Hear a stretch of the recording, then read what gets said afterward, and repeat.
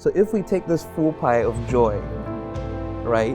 Where does living, where does training kids, where does education go? You don't need to necessarily sacrifice one for another. Now we have the freedom of choice, and that's the privilege that we're living in. So in some sense, we're being fed from the algorithm rather than being allowed to choose to use the algorithm. We have this freedom of choice, and we are able to use all of these innovations and inventions well. That's not what the data says. In the age of so much information, what does it really mean to be human? As human beings, we've been given it all, to be honest. From the beginning of time, we've been gifted relationships, we've been gifted work, we've been gifted silence and peace and grace and love. But we've also been gifted so much technology, rapid development, rapid growth, and in an age where information is everywhere and truth is honestly at your fingertips, in your heart, in your mind, and you're always wrestling with what does it mean to step into this technology while being grounded in your sense of self.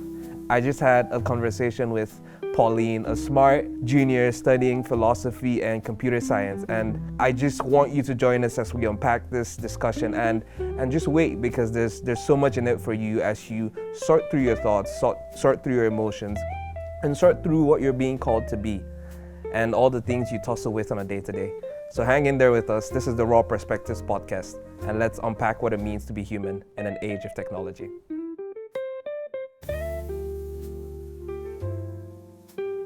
Many times I come up with topics that are very relevant to this group or that group or just some friends I had conversations with. But recently, a friend of mine, Pauline, who's coincidentally sitting right here, came up with something that really applies to all of us, right? Which is, especially in the age of AI, in the age of know your own truth, in the age of so much information, what does it really mean to be human?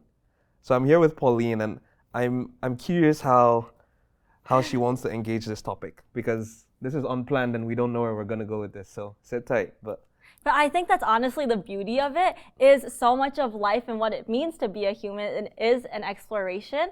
And so honestly, I think the question, what it means to be a human, is so broad, and there's a million ways we can go about pursuing it. Yeah. But I think what is most relevant right now is the digital age of technology. I mean, even I look around this room that we're in right now, you guys can't see, but there's so much cool technology and equipment all over the place. Yeah. I mean, you have your iPad right in front of you. And how much time do we spend in front of a computer every single day? And so I think it would be really interesting to really explore together in our discussion today what it means to be human in this digital age. Do we do introductions too? Yeah, I was actually gonna, that was my part that I forgot. That's funny. Okay. But I never do introductions, so I let whoever I'm speaking to share as much or as little as they'd like. Okay. So please. That sounds good, because I think that's a little helpful in the context of this. I'm studying computer science, entrepreneurship, and philosophy. And so I think especially in that space, with the computer science space, obviously, we're doing technology, computer science all day, every day. But then especially in philosophy spaces and more humanities spaces, there's almost like a push against technology. And so that's just a little bit of context for where I'm coming from. Especially, I think it's very important to recognize people's biases and past experiences as we have discussions like this. And so this is just a little bit of context and disclaimers of this is how I come into the discussion. Where do you think you find yourself in, even as we enter this discussion? Are there some perspectives that you think you're bringing with you? Yeah, thank you for asking that, actually. One way I always try to enter into conversations, right? It's not necessarily one thing or the other. I just come in with genuine curiosity, right? Or even from the name of the podcast, the Raw Perspectives podcast. I don't know what perspectives you're gonna bring, and I don't know what biases I'm gonna bring just by inherently being human. Yeah. Right. So I always I want to learn, and I want to learn from you, especially since I've read a lot of what you write on Substack and what you bring, and in the intersection of faith, technology, AI, especially, is something I see you're very fascinated about. and just grappling with those questions. Maybe Yeah. not being able to 100% answer them or have the right thoughts, but being vulnerable as we enter the space. Yeah. Yeah, definitely. I think especially in our current phase of life too, like so much of college and like your teenage years, like early 20s is like realistically, we don't really know where our life is headed, but I think that's the beauty of it is like there are so many unlimited possibilities, and then it's like we get to dwell in the tension of not knowing and ask these questions and explore them together. So yeah, do you have a specific like route you want to take this? Because No, certainly. I think I'm gonna start from something you wrote. Okay. Right? Which is fascinating because I find your piece, which is what if it's a good thing to be replaced by AI? I find that very, very, because you're grappling with so many different things in that piece, right? And you write, replacing the data-driven machine-like identities that the industrial and informational ages have formed, we're free to be human again, right? And I found that very apt, especially as we engage in this discussion, because there are two words that stand out to me, which are free and human. So I'm curious, when you put those together, what does it mean to be free and what does it mean to be human? Those are great questions, and yeah, there's definitely a lot of different ways to go about this. I think right now, a lot of people, especially in the corporate world that we're not yet in, but even in like the education space, a lot of people are frustrated because it seems like even like higher education has become commercialized and it's become a business. And so even in our everydays of having to study for tests and doing assignments, and you have so much on your Moodle page, all of these emails to answer, and then all the more in the 9 to 5, sometimes we feel enslaved. We're like slaves to productivity, we're slaves to output. But I think each and every one of us, especially we look at the data, like there is this huge loneliness epidemic. There is like isolation. People are more depressed and anxious than ever. I mean, we're living in like this anxious generation and we hear so much about this. And I think that's all just our physical human bodies reacting because we're not meant to live like this. And so at Calvin, we just finished this January series. Oh, powerful. Yeah, I love the January series. Anyone who's listening to this and hasn't watched the January series, oh my gosh, it's the coolest opportunity here at Calvin. You can learn from like the coolest people ever. And so just even this past series, like the past 10 days, we had the former U.S. General Surgeon. Surgeon General. I was forgetting his That's title okay. for a second. But he came and he talked about this like loneliness epidemic, and then he talked about how technology is at the root of it. And we had Harry Smith. Smith. He's the longtime TV host, and he said he's anti-technology, and he was also talking about how like we're so enslaved by the system. I thought it was almost ironic because he spent his entire career on the like digital screen. Literally. And he's like dependent, his income and his livelihood is dependent on people watching TV. Yeah. But he was still like, anti-technology. And so all of these different speakers, like there is just such a trend and this push to almost be like, either you're pro-tech and you're in the system, or go outside, touch grass, don't have a TV in your house, like you can't have technology, whatever. But I don't think it has to be one or the other. And I think we are supposed to, especially as Christians, be good stewards of the inventions that we have been blessed to create and use them well. And so that's why I think there are so many Christians or just thinkers in this space that are either anti-technology, it's horrible, or like just play along with the system. But yeah, I think we're supposed to use it well to enhance our humanity. And I think it's actually in the thing that's almost like enslaving us can be what sets us free. And so what I wrote about pretty much was, now we have this super cool tool of, especially the future of AI is so much automation, and AI now, it's not just a tool, but it can be a teammate. And you can now have this new technology and innovation automate so many of the things that once enslaved us, all of those mundane tasks like the looking on spreadsheets, the replying of emails, all of these mundane tasks, so that we can ultimately be human again and do the things that we find joy in, and do the creative things, and the creative things, and in that be human again. So that's bit of a long-winded answer. No, please. And That's a bit what of we're a all about. summarization about what I wrote about. But yeah. Yeah, there seems to be this disparity between the current state with which AI is heading Yeah.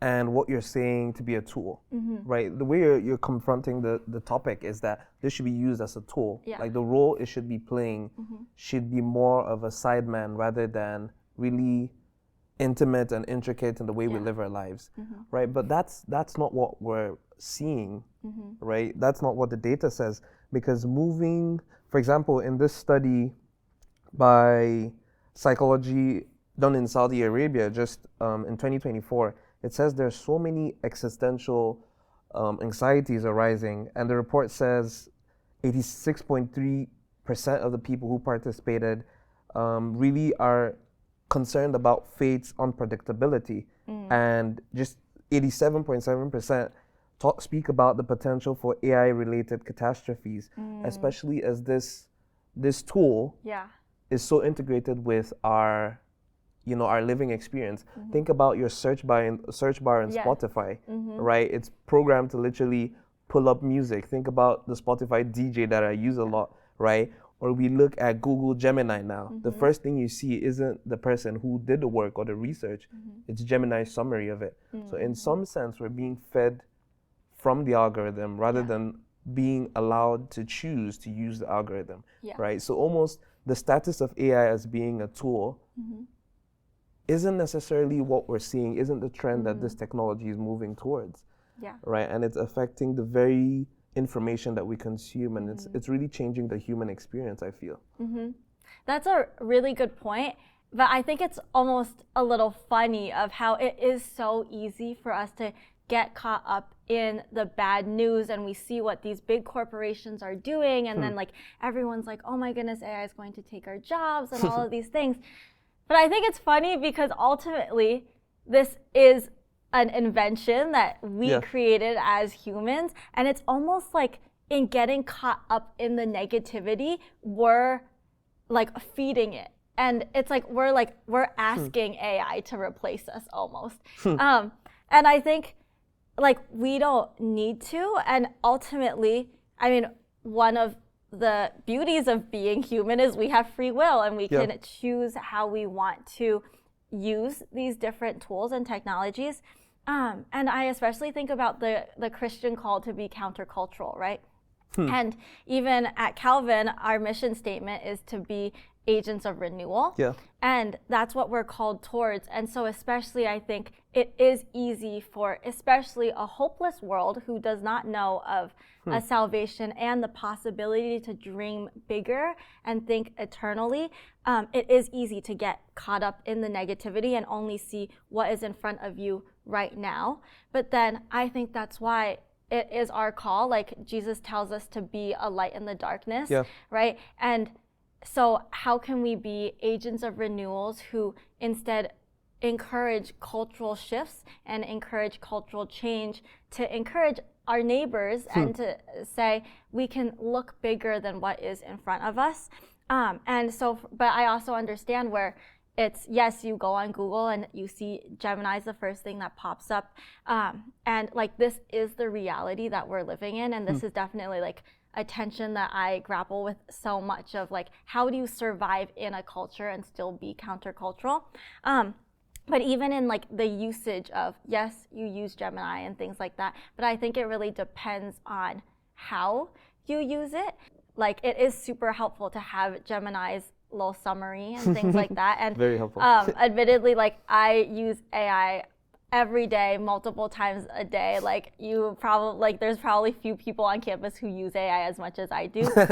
But then again, going back to what I was talking about, it's like, I think we can use AI for the things that like don't almost matter to us as much. And then instead, like a part of the formational like process is then like the things that I do actually care about, then I'll go and look at the other sources and go down into like that rabbit hole of like reading research papers and seeing other people's opinions and things like that.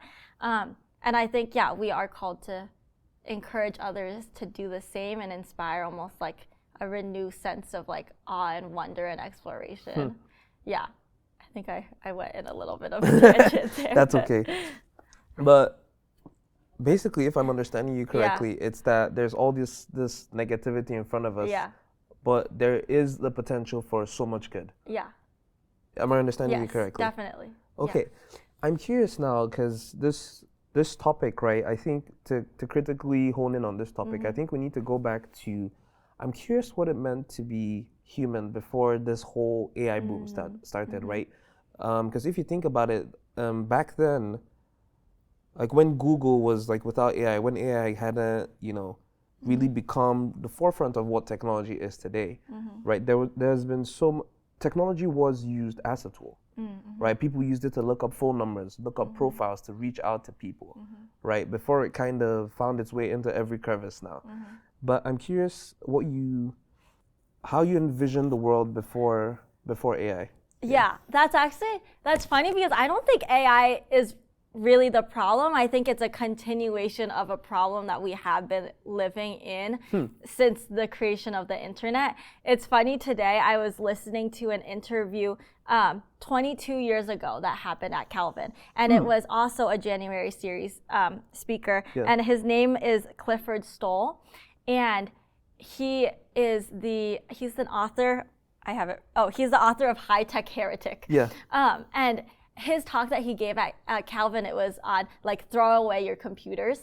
And his whole thing was, it was just so funny to me because listening to his entire talk, it was exactly every single problem that we're still dealing with today. And it was about like, oh, how technology is horrible for the classroom. And it's like, and he was like, what matters most in the classroom is the relationship between the teacher and the student, but now you're putting a screen in between them. And he was like, the best students are ones that are curious and creative, who are resilient and persevere. But when you have this instant gratification of a search engine, you no longer have to grapple with finding the answers and things like that. And so this is fundamentally something that we have been struggling with for like past 3-4 decades since the beginning of the internet. And it was honestly a little disheartening to me that like 2 decades later, 22 years later, on this exact same campus, we haven't found a solution. And I wonder why. Do you have any thoughts about that? Well, first of all, let me try to understand you. Yeah. Instant gratification. Yeah. That seems like the locus, right? That's why we look on the internet. That's why we search certain things that you're saying might not be the right things to search on AI, right? Or like ChatGPT, things that we humans can do, right? So is that the central focus, instant gratification? Or is there something else I'm missing? I think, yeah, that's a key part of it. Yeah. I think it's actually in the previous episode of this podcast with Emily Boscher, she says that we almost don't want to accept that things take time, right? There's this shift that has taken place since even the Industrial Revolution, right? Things pivoted straight from the Industrial Revolution. Everything was going faster, and we no longer want to, quote unquote, waste time, right? Because we don't. I think as just a generation and as a people, we've really lost the value of time, right? We think that the less time it takes to do something, the more beneficial or the more value it has, and that honestly leads to that instant gratification. We can't. I think the critical thing about being human is that we don't realize that we are limited, and we're always in search for something that is limitless. Maybe that is the core concept around instant gratification. That search for something that can quickly rid us of the time that it takes to work, to earn, to be, perhaps. And I think this all goes back to the root of human nature. And it is, like you said, we're in a search of something that is limitless because from a Christian perspective and Christian worldview, it is because we were created for eternity. We were created to live in God's heaven. And so this is all the reality of fallenness. And so then that's why, again, going back to what does it look like to be an agent of renewal? Like, how can we still pursue this like second coming while we're still on earth? Like, I think it's a very like reformed perspective of like bringing heaven onto earth. Yeah. And so that's why even now it's like I think the first step is always recognizing, and that's why I also really appreciate conversations with you too, because you try to understand first before evaluating or critiquing or anything. And so it's like we first recognize our fallenness and our humanity and how we are almost like we're stuck in this time, but we're longing for eternity. And so then what does it look like then to live in this limited time, but then steward it well and almost live like we have infinite time? Wow. That's very fascinating, but it's almost impossible to come to conclusions like that when you're not constantly thinking. Or I've observed that it's only when we really take a step back that we can move towards that Christian goal, right? Because oftentimes we're just going. You know, I need to go to class. I wake up, I take a shower, hopefully, and go to class, do this, do that. Oh my God, like there's this, I feel like we've lost the ability to just be. Right? We think of, or let's bring on the Christian perspective even more. We think about the Garden of Eden, right? Jesus just he didn't say, hey, Adam, go plow the fields, or Eve, go do this or do that. He just told them to be and to live. But even then, now to think about it, they were still searching for this limitless, stretch. I actually... I'm listening. I don't know if I agree with that. I'm because listening. I think before the fall, we were still created to have dominion over the earth, right? And I think that includes being a steward. As humans, we were created for work, and the concept of work inherently is not fallen, but we have corrupted it.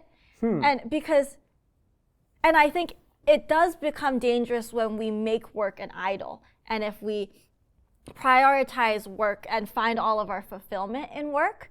But I do think, we were created in God's image, right? And our creator is a creator. We were meant to also be creators and be creative. And I think even in, having dominion over the earth means caring for plants, like being friends with the animals and helping them.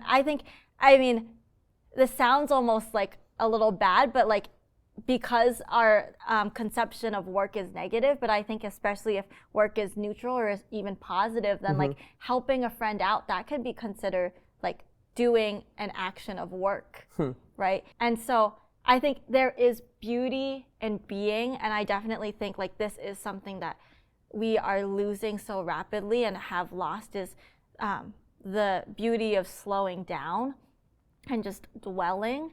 But I also think dwelling should be coupled with also like striving and also like working, and we are able to like find fulfillment in that as well, because when like created in God's image, we were like supposed to do that. Interesting. If that makes sense. You feel free to disagree with me on this. I don't necessarily disagree. Okay. But it's important to hold both hand in hand. Yeah, right? Definitely. And the reason I was going to the extreme was because I think we've pushed one to such an extreme that the other one almost doesn't exist. Right? Look at research online, look at, we're speaking about loneliness. Even Vivek Murthy in the January Yeah. Caesars has dedicated his entire work to that, Yeah. right? And he was the Surgeon General for the United States.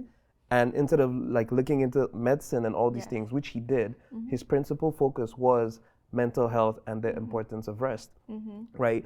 And why was that so important? Why did he see that was so important? Because he saw this shift and importance towards the dwelling rather than the working. I think we're already doing so good pushing forward for God's renewing tendencies, God's creative tendencies, right? I think we're excelling in that. But what we're not realizing is that part of being human as well is taking a step back to really gather and be and breathe and grow. Or even just looking at this amazing person I learned about in my engineering class, Taichi Ono, who's a Japanese manufacturing engineer who actually created Japan's Toyota's. If you don't know Toyota, it's like the most indestructible vehicle in the world. He created their manufacturing system, right? And one thing he did was he drew a circle and he'd make people stand in it for hours and just look at the manufacturing process, right? Which was just to make them step back and really observe themselves, right? Because the work was already getting done. Like no one needs to like wake you up, hopefully, to go to school, right? But I think there needs to be that balance, which is heavily lacking today, and I'm looking introspectively as well between that work and really stepping back to look into oneself, one's routines and one's behavior. What if the work and the being can be one and the same? What if so you said that the work and living into like our created being of like all of that is already like we're doing so much of that and then we're not being and dwelling. Yeah. But I think because we're not being and dwelling are signs that we're actually, all of our work is not done correctly and not done rightly. I think especially in mass majority of our world and honestly, like I feel like myself as well, it's so easy to be tempted by like money or what's the most prestigious thing that I can do and put aside passions and instead do things that are like, oh, this looks impressive on my resume or this will get me a 6-figure job, things like that. And I think that is the reason why so much of our generation is anxious and depressed, because we're doing jobs that we were not created to do. Right? And that kind of goes back to like, oh, the Excel sheets and all of that stuff and rows of computers. But then I think about like even our like tech team today too, like they perfected these lights and the sound and everything so meticulously because it's a passion. And then I think about your engineering friend, he devoted so much time and energy into perfecting Toyota's like engineering because he loves it. And I think we are meant to find our calling again.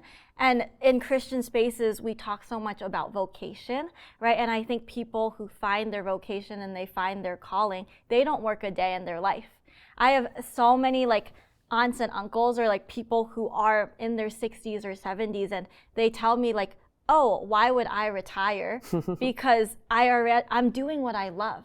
And so yes, it's work, it's a career, it brings them money, but this is also where they find enjoyment and they find joy, and sometimes they don't feel like they need rest from it, and I think that is work done well, and work done well is dwelling in the joy you were created to do.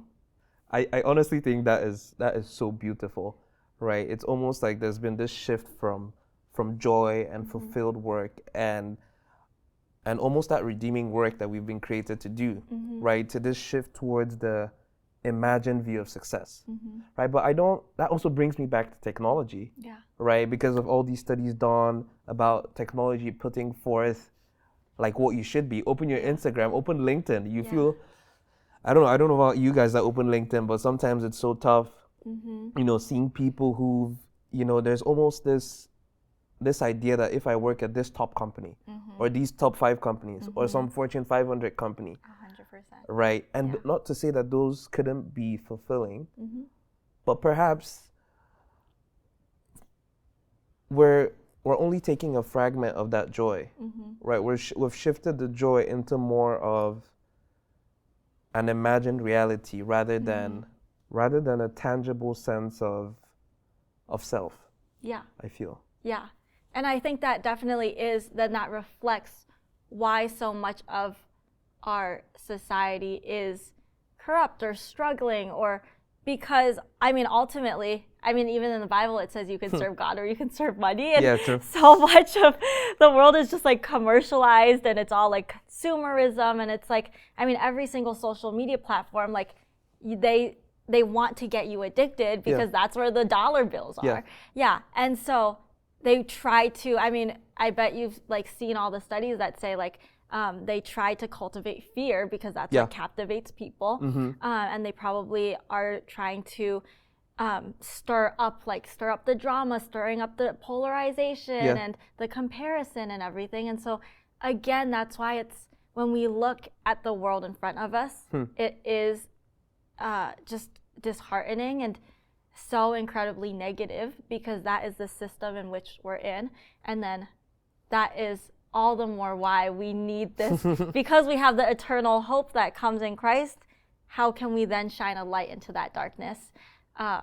And I think that's why, so yeah, going back to technology, this might be a little overly idealistic and optimistic, but I'm listening. That's just where I tend to go. But that's why I think in an ideal world, it would be so cool that now we have this opportunity with AI and this super cool innovation that we can completely automate the tasks that are necessary to keep this privilege and this wealth that we're living in, and handle all of the data, and then all of that then can free us to do like the work that we find fulfilling, which often looks like taking more time and perfecting and like dwelling in the joy of what we are called to do. And so I think like an example would be like, I'm involved in so many different things, right? But it's like, okay, I love doing the marketing work on Senate of like, for example, creating different graphics. Like I love like playing with the different colors or different like shadows, things like that. And even like different fonts. And so I will spend a considerable amount of time like playing around with different graphics. And it's like, yes, I could use AI to create posts, which often then just looks ugly, plain and simple. 100%. But like, okay, I could use AI in that way, and like, and it would be fast, and I could schedule posts and things like that. But no, that's where I find joy. But then instead, like, okay, I don't enjoy maybe like answering emails and things like that. But then I could schedule out email responses, things like that. Or I have a lot of ideas sometimes, and it's like where I find joy is like writing down all of these ideas, or like, but then fleshing them out sometimes is more difficult. And so then instead I could like write an outline, but then have AI put it all together or things like that. So then it's like the choosing what we use this technology for. And so then, yeah, it can automate the one, and then it frees us up to do what we like doing more. Yeah, although I do know of like, okay, especially then like surviving in the real world, it becomes a lot more difficult, especially we're in this money-dominated society, and if you want to survive, how can you? I don't know. That's like the one question that I'm just like, I don't know, especially like, oh, we're gonna graduate next year, like, because the reality is I'll probably, I mean, right now I'm already like working in the corporate world, and like the reality is like I'll probably get a 9 to 5 and things like that. But then that's why I think conversations like this, especially at this time when we're dwelling in that tension, are so important, so that we don't lose almost like the optimism of right now. And I hope that we can then carry it on to hopefully be a generation of change, because we are capable of cultural change. Not facts. And thank you for painting that idealistic world, right? But I'm curious where joy and fulfillment come into play with the real world. like you've said. Because I was listening to a podcast, The Diary of the CEO with, I can't remember his name now, but he was speaking about how people make New Year resolutions, right? And he describes life as a fixed pie, right? Okay. So you can't take one slice Yeah. and expect to still have the full pie left, right? Yeah. So if we take this full pie of joy, right? Yeah. Where does living, where does training kids, where does education go, where do all these other things go? Like, I'm curious how you map the idealistic world you've put forth into the current world today. And if you believe it's worth shifting towards, what kind of steps do you think we can take today to get there? That's a really good question. That picture of a pie, I've heard it before, but it always is so almost like painful to put, because that's, again, it's like we try to we put everything into data because that's how we think, right? We try to almost put everything into a box because we try to organize it all. And especially like with time, like now we have like clocks and schedules and things like that. And even with like the picture of a pie, but I don't necessarily think, it's almost like saying all of life is linear, but it really isn't. And I think that you don't need to necessarily like sacrifice one for another, especially because now we all have this personal assistant as AI becomes more and more advanced, like with AI agents, like if they can complete like entire tasks for you. And so, for example, if we do use this picture of a pie, right, you only have this one day, and say we're like 30s, we're raising kids, like, for example, I'm like a mom who works a job and also has to feed her family and all of those things and do the laundry. With how even like, I genuinely think in 10 years when we are 30, we'll be able to have the technology to do the laundry by ourselves. Like even now you can like put shortcuts on your phone where it's like you can, I don't remember what they're called, but there's like little things that you can get off of Amazon, and then it's like really simple actually. You connect it to like the shortcuts on your phone, and you can put these little things that are activated. You just tap your phone against it and it activates something on your phone. And so people put them, like for example in your laundry room, you put laundry in, you just tap the thing and it like sets an alarm for you. Like the smallest little mundane tasks that can be automated. And I've used the example of emails so many times because I think it's a very easy one and one that everyone has to do of, especially if it's connected to your whole workflow right now.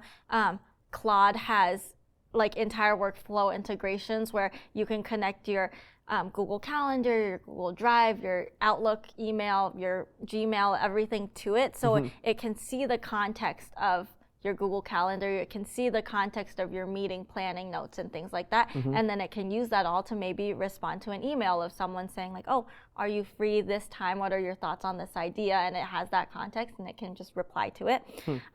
And so all of this, and I feel like I've like gotten at the same idea so many times, but I think it's an important one, and it very much is like what I firmly believe is then with like, you don't have to do your laundry or even like set that alarm anymore. You don't have to respond to those emails, and so then you can be more present with your kids. And then you can do, for example, we were just talking about this, like I love to cook. And so then it's like I would find so much joy in making a meal and spending time with my children. And so then I no longer have to worry about, oh, did I set that timer? Or, oh, did I turn on the sprinkler? Like even now, like we, like in my house, like my dad, I mean, like my entire family's in technology. And so like we have timers on our lights and things like that are like, our thermostat is an app, things like that. And like even now, most new cars that are coming out, you can start the car on your phone and stuff like that. Like we are living in the future that so many people in the past have dreamed of already.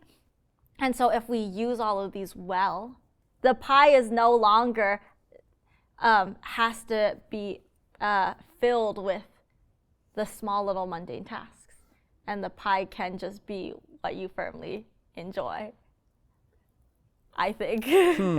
I disagree with you, Paul. Okay, okay. Wait, this is good. I Yes. disagree with some of the things you're Yeah, yeah, saying, yeah. right?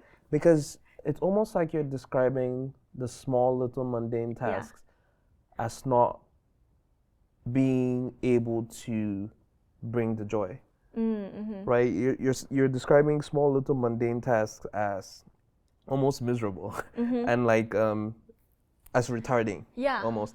And also speaking about context and emails, right? Yeah. I do think that's taking part of humanity, right? Because although the AI has the data and the context, it has no emotions.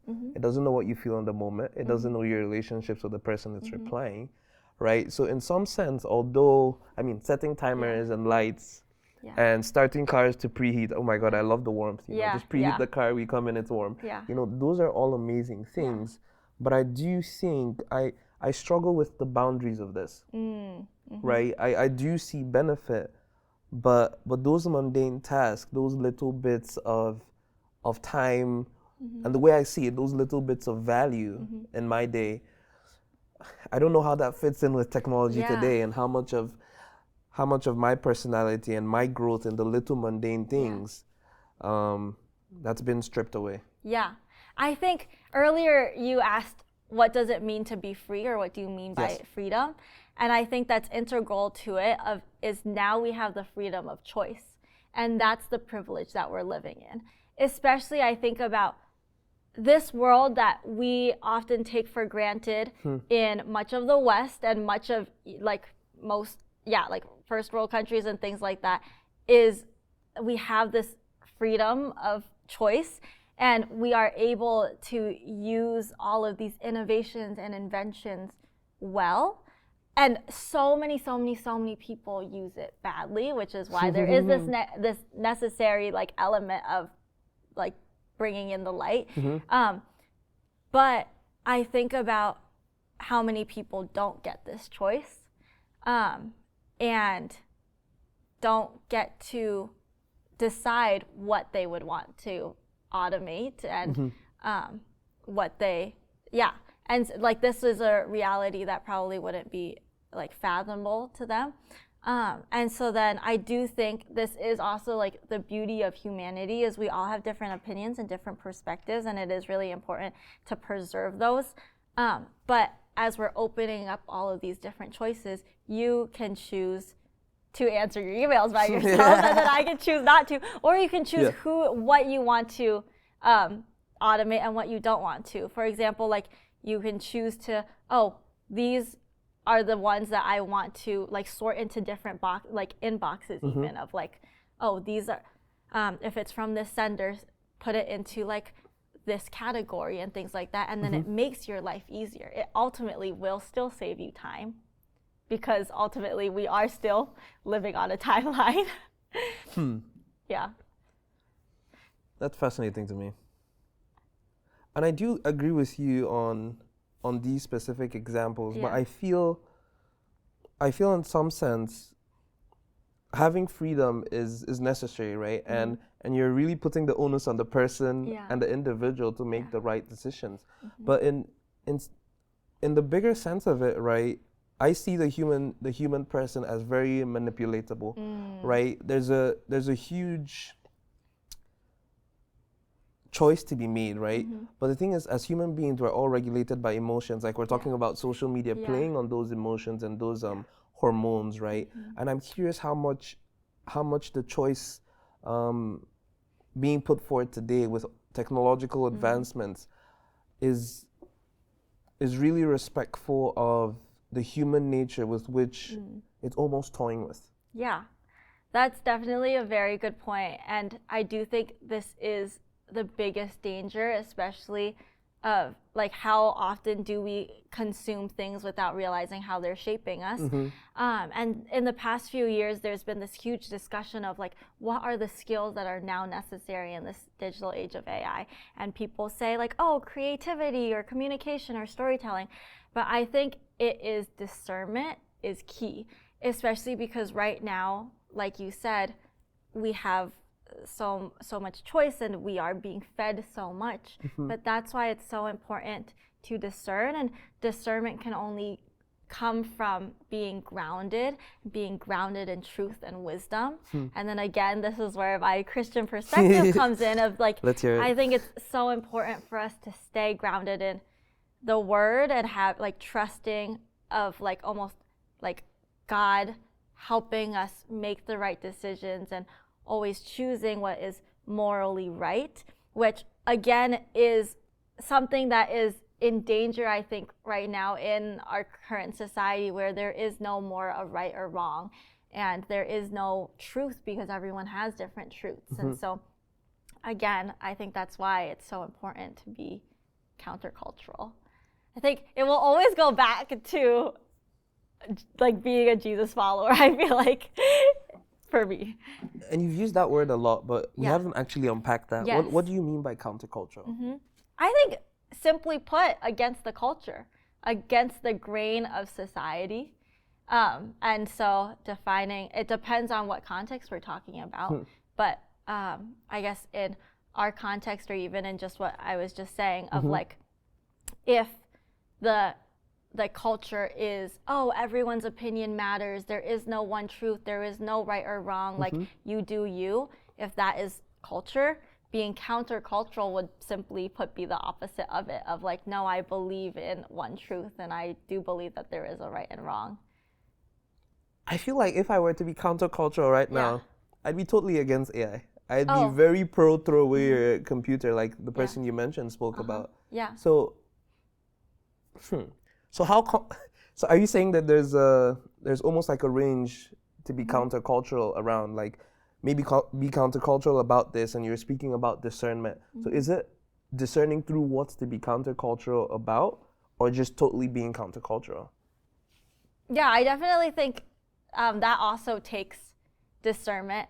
And I think it's hard because, again, there are so many different views, and so I don't think that it is necessarily black or white, because yes, there is like the one perspective of like pro AI, use AI for everything, and to be directly countercultural, that is like use AI for nothing. But then there's also there is also a cultural view of like, oh my gosh, I'm so scared of AI. AI is going to take our jobs. Let's not use AI. And so then being countercultural to that is then like, oh, we should use AI. And so then that's why I think there's always like a balance. Like Aristotle talks about a mean of like the balance in everything. Yeah. And it's like everything that is rightly put. And so again, I think that applies to this as well, of finding a balance. And ultimately, I think because culture is not all bad. Yes, we are inherently fallen, and a lot of our tendencies are fallen, but there is so much good in the world. And so there are like cultural things that are like amazing and that we should embrace and celebrate. Yeah. And so again, it does take discernment, and I think it takes a balance. And this has been amazing, but I think we'll end on this. Okay. I'll ask you this one question. Okay. Right? You seem to levitate toward this idea of balance, this idea of goodness amidst the bad, this idea of a radical culture that has the good and the bad, right? And this need for discernment through it all, right? What are certain steps, because this isn't all black and white, that we could take today, especially as people growing up in this digital age, and just I want to say, proliferation of information and AI and technology and advancements and automation. What are steps we could take, or maybe tools we can use to gravitate towards balance in our lives? Yeah, that's a really great question. And I do think it takes first knowing yourself, of like self-awareness, because I think it's so easy for us to be numb or get distracted by everything else. But if we're not rightly put, or if we don't know ourselves first, then we don't know how to rightly interact with the rest of the world. And so I think first it takes the self-awareness of knowing like, oh, what are things that I find, what bring me joy? What are things that I am passionate about, and things like that. And then also like decide, like figuring out what you do believe, because I'm not going to assume that everyone is Christian. And in figuring out what you do believe, then you know how to better interact with the world. And then in figuring out, oh, what is your stance on technology, you know how you want to handle it. Yeah. But ultimately, I do think if you find what you're passionate about, and maybe your passion is utilizing technology in a lot of different ways, or maybe it's never using technology away again, but I think we have this privilege of living in this innovative world where all of our dreams and possibilities are now at our fingertips. And I really hope that we're able to steward this well and use that to, I guess, ultimately free us to do what we're passionate about again. Know yourself more and know what you believe. Yeah. And that's really what we should all be striving for, moving forward in this age of technology, this age of rapid development. Well, I want to thank you so much for being on this podcast, and it's been a pleasure to have you. Yeah, thank you. You're so good at this.